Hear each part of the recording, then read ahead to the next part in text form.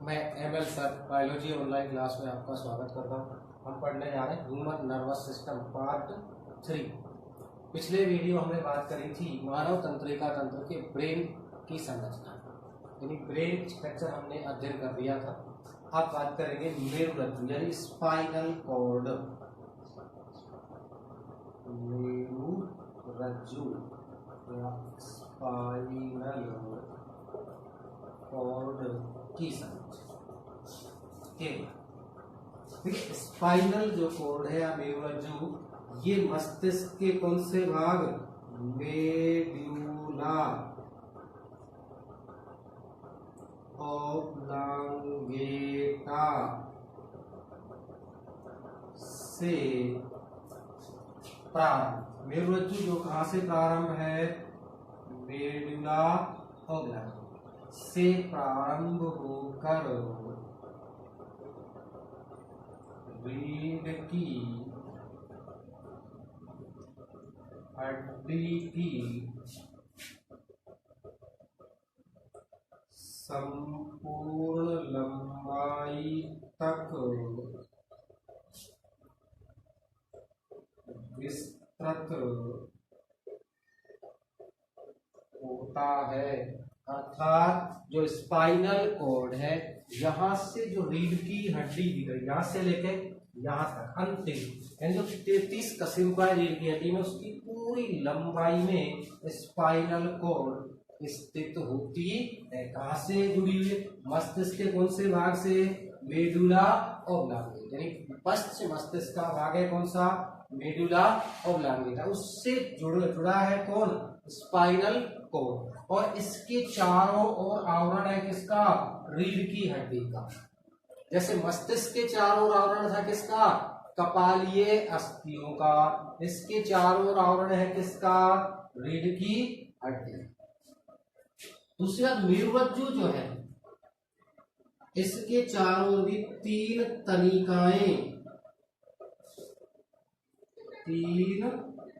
तनिकाएं या झिल्लियां, इनको तनिका कह सकते हैं या झिल्लियां कह सकते हैं, पाई जाती हैं। से किसके, ब्रेन के, मस्तिष्क के समान ही। पहली है ड्यूरा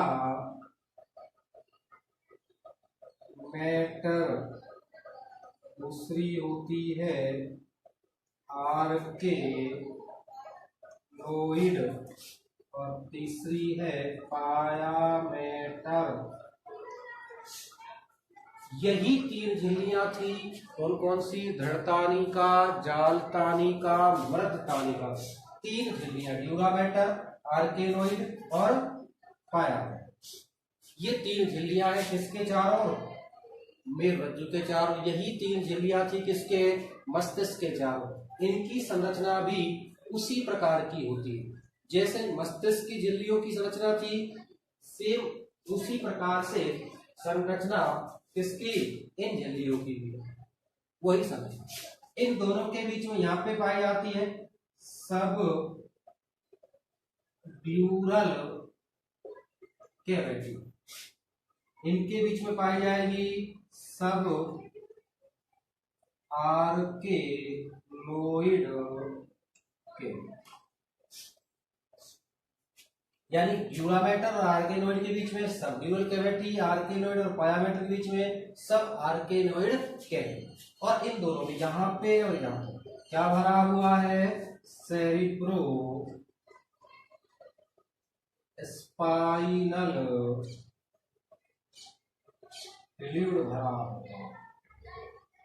क्या भरा हुआ है, प्रमस्तिष्क मेरु द्रव, दोनों जगह, यहाँ भी और यहाँ, दोनों कैविटी जो है इनमें क्या भरा हुआ है, प्रमस्तिष्क मेरु द्रव, जिसका रासायनिक संगठन जो मस्तिष्क में प्रमस्तिष्क मेरु द्रव था उसके समान ही होता है। इन झिल्लियों की संरचना, प्रमस्तिष्क मेरु द्रव की संरचना, इनमें कोई अंतर नहीं है, बिल्कुल कैसे मस्तिष्क के समान ही।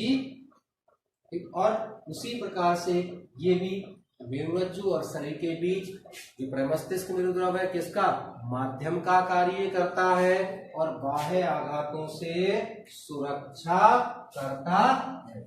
ये मेरुरज्जु के चारों क्या रहा, आवरण। अब मेरुरज्जु की जो संरचना है, जो स्थिति हो गई और उसके सुरक्षात्मक आवरण। संरचना की यदि बात करें तो ये कैसा है, नालाकार यानी नलिकाकार, ऐसा है नालाकार संरचना। तंत्रिकीय है, कैसा है, तंत्रिकीय अर्थात तंत्रिका कोशिकाओं से बना हुआ है। इसमें जो न्यूरॉन्स की व्यवस्था है, न्यूरॉन्स की क्या व्यवस्था या स्थिति जो है वो मस्तिष्क के विपरीत है। मस्तिष्क के कैसी है, विपरीत, अर्थात बाहर की ओर क्या है, श्वेत द्रव। मस्तिष्क में श्वेत द्रव कहाँ था, अंदर की ओर। इसमें कहाँ है, बाहर की ओर। और अंदर क्या है, इसमें धूसर द्रव। कौन सा है, धूसर द्रव अंदर की ओर है और श्वेत द्रव बाहर की ओर। बिल्कुल मस्तिष्क की जो संरचना पड़ी थी उसके विपरीत। तो यहाँ श्वेत द्रव किसके कारण है, न्यूरॉन्स के एक्सोन के कारण है। और ये किसके कारण, डेंड्राइट्स, किसके, डेंड्राइट्स और सेल बॉडी यानी कोशिका का, जो कि कणिका में होता है कोशिका, उसके कारण ये धूसर दिखाई देता है। और इसमें जो कोशिका का अंदर की ओर होते हैं एक्सोन्स यानी तंत्रिकाक्ष, बाहर की ओर होते हैं, इसलिए उसके विपरीत व्यवस्था है। यदि हम इसकी कौन सी, पीएस अनुप्रस्थ काट की संरचना देखें तो उसमें हमें जो धूसर द्रव है, क्या है, धूसर द्रव, वो कैसा दिखाई देगा, तितली के आकार, कैसा दिखाई देता है, तितली के।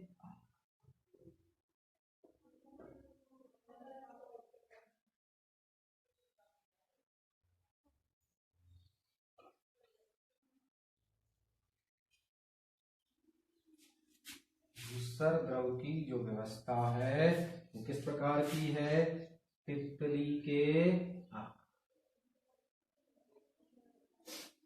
यहाँ इसमें केंद्रीय नाल है, ये क्या कहलाएगी, केंद्रीय नाल। इस प्रकार से धूसर द्रव की व्यवस्था होती है तितली के आकार। ये हो गया धूसर द्रव, ये श्वेत द्रव, इसे कहते हैं पृष्ठ श्रृंग। पृष्ठ श्रृंग ये कहलाता है पृष्ठ गर्त, इसे कहते हैं पृष्ठ मूल, ये कहलाएगा अधर गर्त, ये है अधर श्रृंग यानी वेंट्रल हॉर्न और वेंट्रल फिशर। ये क्या है, डोर्सल हॉर्न और डोर्सल फिशर। ये धूसर द्रव, ये श्वेत द्रव, ये होगा इसकी कौन, क्या, केंद्रीय नाल। इसका जो पृष्ठमूल है, पृष्ठमूल से क्या निकलती है, पृष्ठमूल से निकलती है कौन सी तंत्रिका, संवेदी तंत्रिका।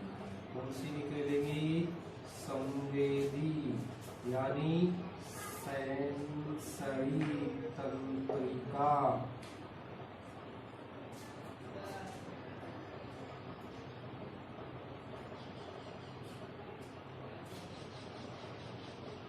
और इससे निकलती है ये प्रेरक तंत्र। ये क्या है, मेरुरज्जु की कौन सी संरचना, अनुप्रस्थ काट। ऐसे इधर भी कौन सी, संवेदी, और एक अनुप्रस्थ काट में मेरुरज्जु स्पाइनल कॉर्ड कुछ इस प्रकार का दिखाई। इसके अंदर जो ये तितली के आकार की जो व्यवस्था दिख रही है, ये क्या है, धूसर द्रव, यानी अंदर कौन सा द्रव है, धूसर। किसके आकार में, तितली के आकार। बाहर की ओर कौन सा है, श्वेत द्रव। धूसर द्रव के बीचों बीच क्या पाई जाती है, केंद्रीय नाल पाई जाती है। इसकी पृष्ठ सतह पर एक हॉर्न और एक फिसर, यानी पृष्ठगर्त और पृष्ठश्रृंग पाए जाते हैं। यहाँ पे एक सूजन वाला क्षेत्र, क्या है, सूजन वाले क्षेत्र, जिनको पृष्ठमूल, और यहाँ पे भी सूजन वाला जिसे कहते हैं अधरमूल। पृष्ठमूल और अधरमूल पाए जाते हैं। ऐसे ही पृष्ठगर्त, अधरगर्त, पृष्ठश्रृंग, अधरश्रृंग पाए जाते हैं। पृष्ठमूल वाले क्षेत्र से क्या निकलती है, संवेदी तंत्रिकाएं, जबकि अधरमूल से, इससे अधरमूल, ये क्या कहलाता है, अधरमूल। अधरमूल से कौन सी तंत्रिका, प्रेरक तंत्रिका। कौन सी निकलती है, प्रेरक तंत्रिकाएं, यानी सेंसरी निकलेंगी किससे, डोर्सल से। मोटर निकलती है किससे, वेंट्रल से। इस प्रकार से तंत्रिका कोशिकाएं मेरुरज्जु से निकलती, यानी दूसरा द्रव तितली के आकार का, और दो द्रव क्या पाए जाते हैं, पृष्ठ सतह पर एक श्रृंग और एक गर्त। ऐसे ही अधर सतह पर एक श्रृंग और एक गर्त पाए जाते हैं। पृष्ठ मूल से निकलती है संवेदी तंत्रिका, अधर मूल से निकलती है प्रेरक तंत्रिका। ये जो है कहा जाती है ग्राही अंग, तो किससे जुड़ी हुई है, संवेदी ग्राही अंगों से, और ये किससे है, कार्यकारी,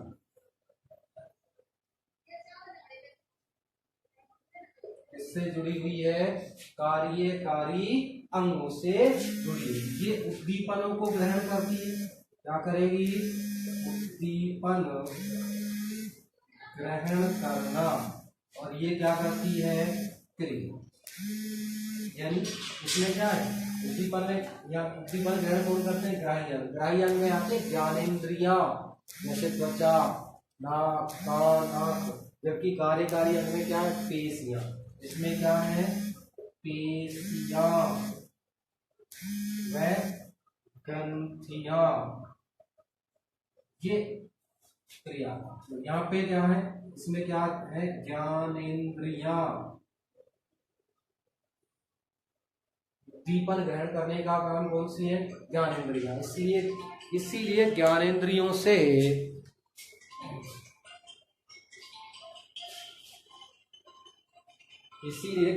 से भाई क्या जुड़ा हुआ है,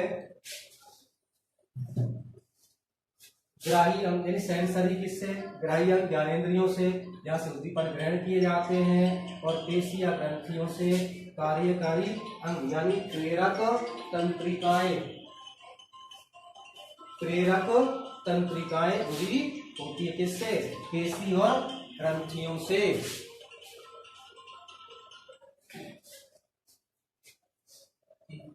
ये क्या है, मेरुरज्जु की क्या हो गई, अनुप्रस्थ काट। अब देखिए मेरुरज्जु कार्य क्या है, संरचना के बाद बात करेंगे इसकी कार्य, कार्य या फंक्शन क्या है। सबसे पहला हम देखो मस्तिष्क, मस्तिष्क को संवेदना संचरण, यानी ज्ञानेंद्रियों से जो उद्दीपन प्राप्त होते हैं उनको मेरुरज्जु से होते हुए वो कहा जाती है, मस्तिष्क को प्रेषित करता है या संचरित, संवेदना को संचरण करता है। मस्तिष्क से वापस किसको, कार्यकारी अंगों को क्या करता है, प्रेरणा, यानी प्रेरक जो तंत्रिकाएं हैं उनके द्वारा क्या भेजी जाती हैं, मस्तिष्क से कार्यकारी अंगों को प्रेरणाएं भेजी जाती कार्य करने के लिए, यानी प्रेरक आवेग। एक तरह से जैसे क्या कह सकते हैं, प्रेरक आवेग मस्तिष्क से कार्यकारी पेशियों तक पहुंचाने का काम और ग्राही अंगों से संवेदनाओं को मस्तिष्क तक पहुंचाने का काम कौन करता है, मेरुरज्जु करता है। इसके साथ ही शरीर में सामंजस्य स्थापित करता है, बाह्य वातावरण से उद्दीपन ग्रहण करता है, और एक मेन इसके अलावा जो काम है प्रतिवर्ती क्रियाओं का संचालन, प्रतिवर्ती क्रियाओं का संचालन करता है। यानी एक तो मस्तिष्क और शरीर के मध्य सेतु का काम करता है, और दूसरा क्या काम करता है, मेनली प्रतिवर्ती क्रियाओं का संचालन। क्या करता है, प्रतिवर्ती क्रियाओं का संचालन। तो फिर अब देखिए प्रतिवर्ती क्रियाएं क्या है, इसके बाद बात करेंगे क्या, प्रतिवर्ती क्रियाएं ये क्या है। मेरुरज्जु की संरचना हुई, देखो उसी तरीके से जैसे मस्तिष्क के 4 और 3 झिल्लियां थी, मेरुरज्जु के 4 और भी 3 झिल्लियां, समान संरचना है, वही समान उसी प्रकार की समान कैविटी, सबड्यूरल, सवार के कैविटी, संघटक समान है, लेकिन अंतर क्या है, संरचना यदि देखें तो उसमें एक अंतर मेन जो आपको ध्यान रखना क्या है, तंत्रिकाओं की व्यवस्था। मस्तिष्क में दूसरा द्रव बाहर, श्वेत द्रव अंदर, इसमें श्वेत द्रव बाहर और दूसरा द्रव अंदर, ये अंतर आता है। दूसरा द्रव की व्यवस्था कैसी है, तितली के आकार की, बीच में क्या है, केंद्रीय नाभ, पृष्ठ सतह पर पृष्ठगर्त और पृष्ठ स्रंग, ऐसे अधर सतह पर अधर स्रंग और अधर गर्त पाएगा। पृष्ठ मूल से संवेदी तंत्रिका, अधर मूल से प्रेरक तंत्रिकाएं निकलती है। ठीक, ये इसकी नेक्स्ट देखिए, प्रतिवर्ती क्रियाओं का संचालन भी कौन करता है, मेरुरज्जु ही करता। अरे प्रतिवर्ती क्रियाएं क्या है, देखिए एक तो स्वतः होती है, कैसी होती है, स्वतः तीव्र, स्वतः तीव्र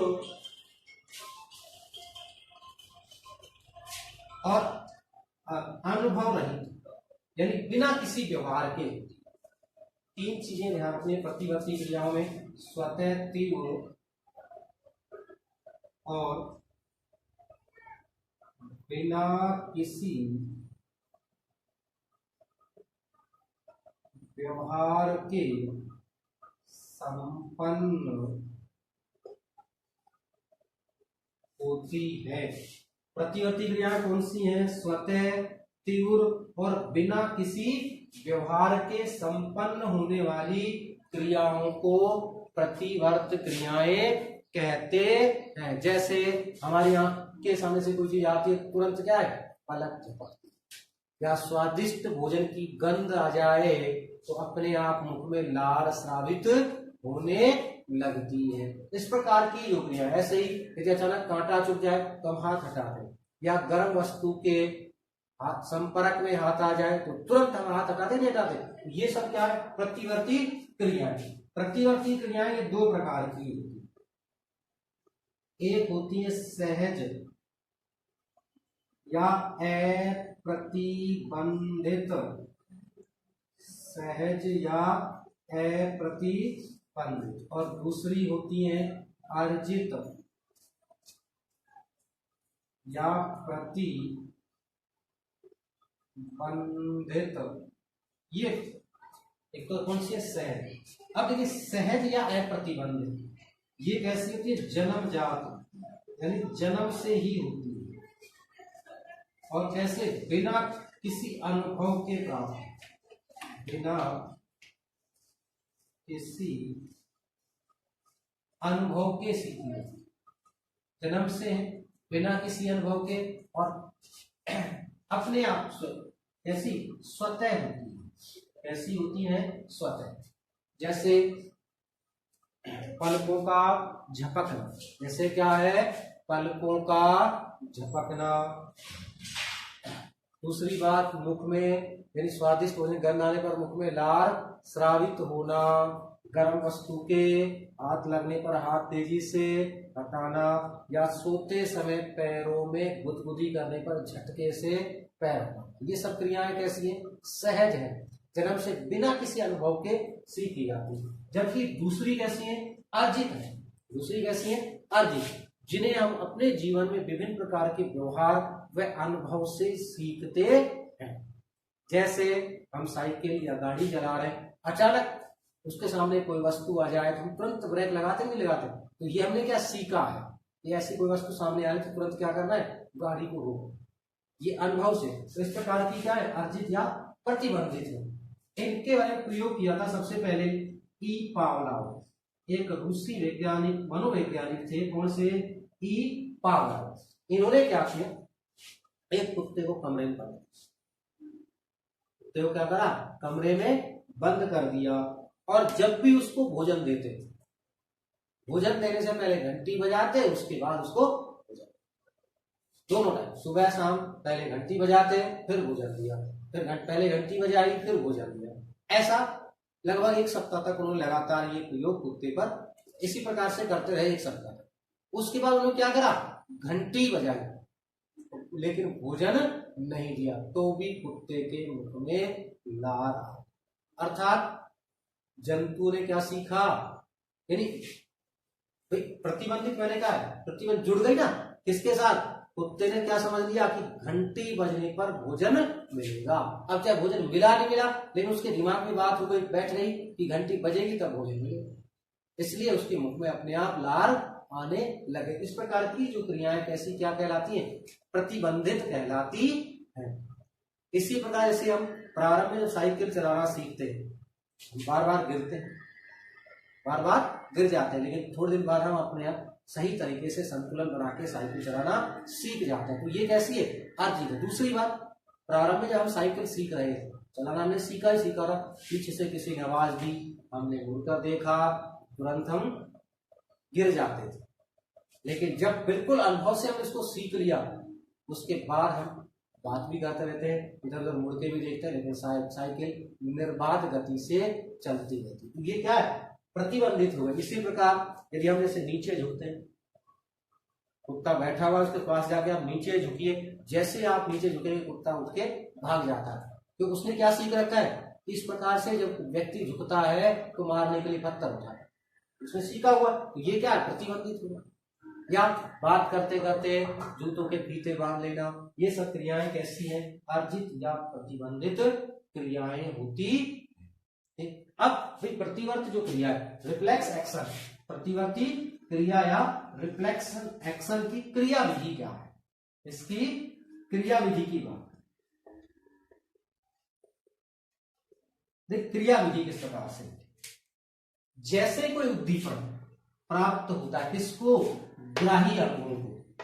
ग्राही अंग में क्या आती है, ज्ञानेंद्रियां, त्वचा, नाक, कान, आंखें, इस प्रकार इन ज्ञानेंद्रियों को जैसे बाह्य वातावरण से कोई भी उद्दीपन ग्रहण होता है तो संवेदी तंत्रिकाओं में आवेग संचरित होता है। क्या होगा, संवेदी तंत्रिकाओं में क्या आवेग संचरित होगा। ये आवेग संवेदी तंत्रिका सेंसरी न्यूरॉन्स के द्वारा होता हुआ कहां पे जाएगा, मेरुरज्जु में। जहां मेरुरज्जु में क्या होता है, प्रतिवर्ती संचालन केंद्र होता है। क्या है, प्रतिवर्ती संचालन केंद्र, जो कि क्या है, तंत्रिका गुच्छिका या गैंग्लियोन है। क्या है, तंत्रिका गुच्छिका या गैंग्लियोन्स होता है।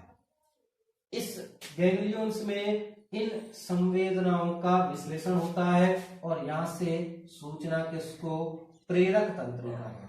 कहां पे, कार्यकारी अंगों को दी जाती है। किसको दी जाती है, कार्यकारी अंगों। कार्यकारी अंग में क्या आती है, पेशियां और ग्रंथियां।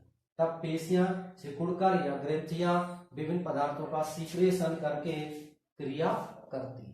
यानी रिफ्लेक्स के अनुसार जो भी एक्शन होना है उसको कौन करते हैं, कार्यकारी अंग करते हैं। तो क्रिया भी देखिए क्या है, सबसे पहले उद्दीपन ग्रहण किया ग्राही अंगों ने, ग्राही अंगों से उद्दीपन आवे प्रेरक तंत्रिका के द्वारा मेरुरज्जु के गैंग्लियोन को, गैंग्लियोन से प्रेरणाएं निकलती हैं इसके प्रेरक तंत्रिका द्वारा कहा जाएंगी, कार्यकारी अंगों को, जैसे पेशियां सिकुड़कर या ग्रंथियां सीक्रेशन स्रावित करके क्या करती हैं, एक्शन करती है। इस प्रकार से प्रतिवर्ती जो क्रियाओं की क्रियाविधि में नंबर 1 ग्राही अंग, नंबर 2 संवेदी तंत्रिका, नंबर 3 गैंग्लियोन, नंबर 4 प्रेरक तंत्रिका और नंबर 5 कार्यकारी अंग। ये सब सम्मिलित होते हैं और यहां से लेकर ग्राही अंग से लेकर जो ये पथ बन रहा है यहां तक कार्यकारी अंग तक, इसे कहते हैं प्रतिवर्ती चाप। क्या कहेंगे? प्रतिवर्ती चाप। किसे कहेंगे? प्रतिवर्ती क्रिया के पथ कहां से शुरू है? ग्राही अंग से क्या है? संवेदी तंत्रिका, संवेदी तंत्रिका से प्रतिवर्ती केंद्र, प्रतिवर्ती केंद्र से प्रेरक तंत्रिका और प्रेरक तंत्रिका से कार्यकारी अंग। ये जो पथ बना है यहां से, ये क्या कहलाता है? प्रतिवर्ती चाप। क्या कहलाएगा? प्रतिवर्ती चाप। अर्थात प्रतिवर्त क्रिया के पथ वे को क्या कहते हैं? प्रतिवर्ती चाप कहते हैं। इसमें कौन कौन से अंग भाग लेते हैं? ग्राही अंग, संवेदी तंत्रिका, प्रतिवर्त केंद्र, प्रेरक तंत्रिका और कार्यकारी अंग मिलकर क्या बनाते हैं? प्रतिवर्ती चाप। क्रिया विधि क्या है? ग्राही अंग यानी ज्ञानेन्द्रियां, त्वचा या श्रवणेन्द्रियां, दर्शनेन्द्रियां है, ये सब क्या उद्दीपन ग्रहण करती है। उद्दीपन ग्रहण कर उद्दीपन आवेग उत्पन्न होता है, ये विद्युतीय आवेग के रूप में। तंत्रिका कोशिकाओं में कैसे? विद्युतीय आवेग के रूप में। मैंने आपको बताया जब तंत्रिका कोशिका की संरचना पढ़ी थी पार्ट फर्स्ट में, उस समय आवेग संचरण बताया था। विद्युतीय आवेग के रूप में किसमें? डेंड्राइट से लेकर एक्सोन तक, यानी ध्रुमास्म से लेकर कहां पे? तंत्रिका तक। लेकिन बीच में जो गैप है सिनेप्स, उसमें कैसा? रासायनिक। कैसा संचरण होता है? रासायनिक। किसके द्वारा? न्यूरोट्रांसमीटर्स के द्वारा। इस प्रकार से कहा गए गैंग्लियन को गए, गैंग्लियन से कहां पे? प्रेरक तंत्रिका से कार्यकारी अंग। इस प्रकार से जो एक जोड़ी, ये जो एक जोड़ी निकल रही, कौन सी? संवेदी और प्रेरक तंत्रिका जो एक जोड़ी निकल रही, कहां से निकलती है? दो कशेरुकाओं के बीच, रीढ़ की हड्डी की जो दो कशेरुकाएं, उनके बीच जो अंतरा कशेरुकीय अवकाश है, कहां से? अंतरा कशेरुकीय। किससे निकलती है? अंतरा कशेरुकीय अवकाश। ये क्या कहलाता है? अंतरा कशेरुकीय अवकाश। इससे एक जोड़ी तंत्रिका कोशिकाएं निकलती है। अब ये दोनों निकल रही, तो एक कैसी है? इसमें संवेदी है, एक कैसी है? प्रेरक। इसलिए इसको क्या कहते हैं? मिश्रित प्रकार की तंत्रिका। क्या कहेंगे? मिश्रित तंत्रिकाएं। इस प्रकार से सेंट्रल नर्वस सिस्टम यानी केंद्रीय तंत्रिका तंत्र वाला टॉपिक आपका पूर्ण। नेक्स्ट देखिए परिधीय तंत्रिका। नंबर 2 क्या है? परिधीय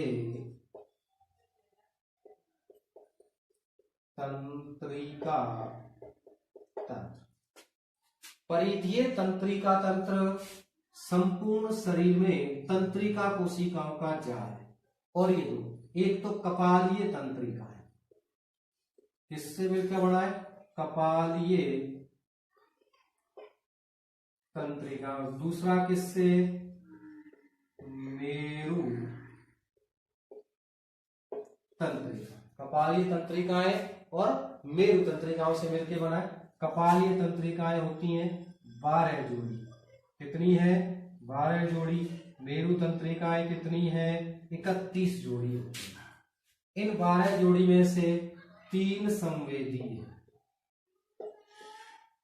4 मिश्रित है और 5 कैसी होती है? प्रेरक। यानी ये संवेदी का मतलब क्या है? सेंसरी। इसका मतलब है मिक्स्ड और इसका मतलब होता है मोटर। इस प्रकार से कुल 12 में से 3 संवेदी, 4 मिश्रित और 5 प्रेरक तंत्रिकाएं होती हैं। ये सब किसमें? करोटी भाग। करोटी भाग व आहार नाल से संबंधित होते हैं।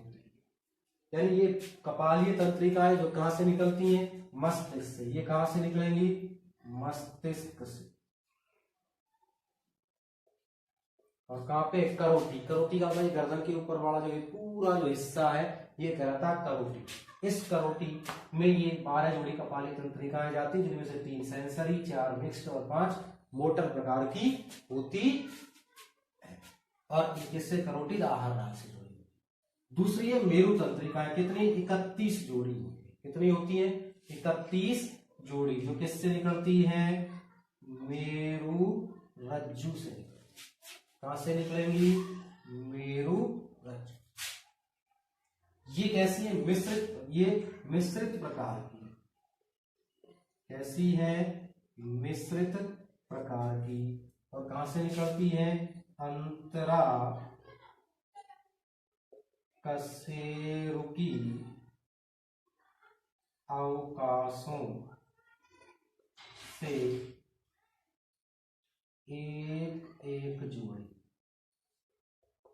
एक एक जोड़ी निकल कर संपूर्ण शरीर में फैली होती। एक एक जोड़ी निकल कहां पे, संपूर्ण शरीर में फैली होती। कुल कितनी है, 31। कैसे कैसे, इसमें से देखिए, मैं यहाँ पे देखिए कशेरुकाएं कुल कितनी होती है, 33। कशेरुकाएं कितनी है, 33।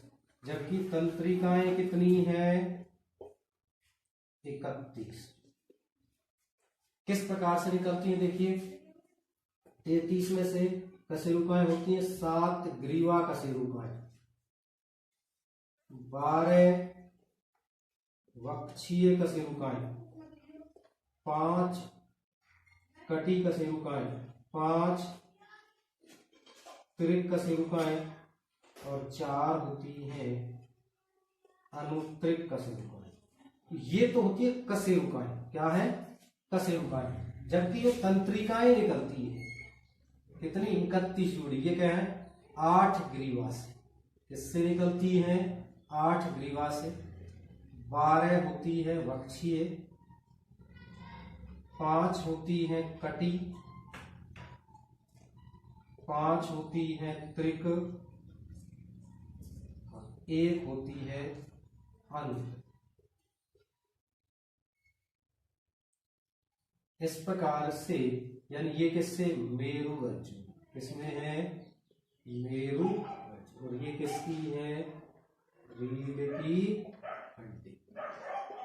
इस प्रकार से परिधीय तंत्रिका तंत्र में 12 जोड़ी कपालीय और 31 जोड़ी कौन सी, मेरु तंत्रिकाएं मिलकर किसका निर्माण करती हैं, परिधीय तंत्रिका तंत्र का निर्माण करती हैं। इनमें से कपाली में 3 संवेदी, 4 मिश्रित, 5 प्रेरक। जबकि मेरु तंत्रिकाएं कितनी, 31 जोड़ी में से 8 ग्रीवा तंत्रिकाएं, 12 वक्षीय तंत्रिकाएं और 5 कटी तंत्रिकाएं, 5 त्रिक और 1 आंतरिक। ऐसे कितनी हो गई, 31 जोड़ी हो गई। और ये कुल कितनी हो गई, 33 जोड़ी नहीं है, कुल कितनी है, 33। इनमें से ये और ये संयुक्त होती है।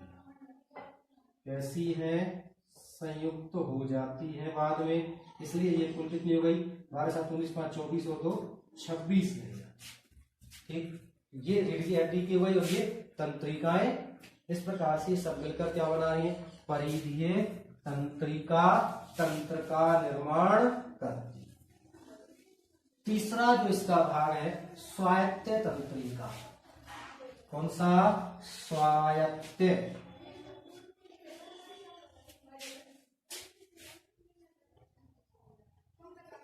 स्वायत्त तंत्रिका तंत्र, यानी ऑटोनोमस। Autonomous system. तीसरा, देखिए जैसे नाम से स्वायत्त अर्थात अनैच्छिक, किस प्रकार का है? अनैच्छिक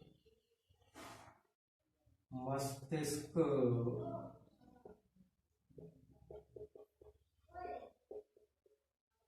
का नियंत्रण नहीं होता है। पूरी कैसा? पूरी तरह से नहीं होता तो है, पर पूरी तरह से ये क्रियाएं मस्तिष्क के नियंत्रण में नहीं होती है। दो भागों में नहीं बांटा गया, कौन कौन सा? अनुकंपी और परानुकंपी, यानी सिंपैथेटिक और पैरासिम्पैथेटिक। अनुकंपी क्या है? देखिए कठिन परिस्थितियां, कठिन परिस्थितियां अचानक से क्या आ जाए? कठिन परिस्थितियां, तो ये क्या करता है? शारीरिक उद्दीपनों को तीव्र करता है। क्या करेगा? तीव्र। जबकि ये